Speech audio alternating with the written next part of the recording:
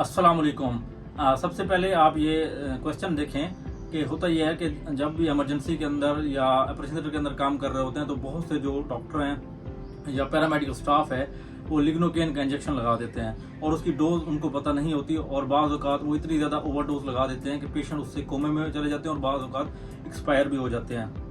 तो लिग्नोकेन की जो मैक्सिमम डोज है विदाउट एड्रेनलिन वो 3 ml पर केजी है, यानी 3 मिलीग्राम पर केजी हम मैक्सिमम डोज लगा सकते हैं विदाउट एड्रेनलिन। और एड्रेनलिन के साथ अगर आपने लगानी है तो 7 mg पर केजी आप मैक्सिमम डोज लगा सकते हैं। और बुपिवाकेन की जो है वो 2 मिलीग्राम पर केजी विदाउट एड्रेनलिन है और एड्रेनलिन के साथ भी इतनी है 2 mg पर केजी।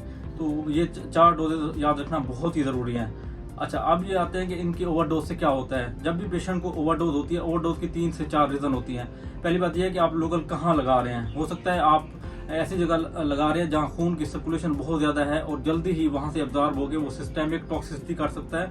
इसके अलावा कुछ लोगों में जो है वो बाय चांस जो है उनकी आईवी के अंदर लग जाता है लोकल लगाते लगाते, तो जिसकी वजह से उनको टॉक्सिसिटी हो जाती है। तो इसमें पेशेंट को सबसे पहले जो उसके मुंह के इर्द गिर्द जो होती है वो अजीब सी सेंसेशन फील होती हैं और उसके बाद उनकी जो दिल की रफ्तार है वो हाइपो में भी जा सकते हैं और टैकीकार्डिया के अंदर भी जा सकते हैं और उसके बाद वो पेशेंट जो है वो अनकॉन्शियस हो जाते हैं और कोमा में चले जाते हैं।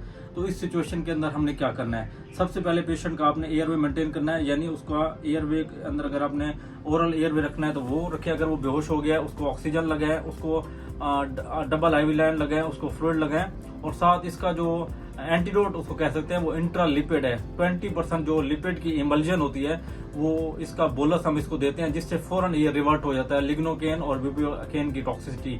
उसका ये है कि 1.5 ml पर केजी के हिसाब से उसको हम बोलस देते हैं। विद इन 5 मिनट्स हम उसको देते हैं जिससे वो रिवर्स हो जाता है। इस दौरान जो है पेशेंट के हमने आईसीयू मॉनिटरिंग करनी है, उसके वाइटल मेंटेन करने हैं, उसका ब्लड प्रेशर उसको मेंटेन करने के लिए आईवी फ्लूइड देने हैं और इस तरह करके हम पेशेंट की जो है वो जान बचा सकते हैं। लेकिन अगर वो बहुत ज़्यादा अनकॉन्शियस है, कोमिक हालत में है, तो फिर उसके लिए ईटीटी भी डालना वो ज़रूरी हो जाती है। Thank you so much.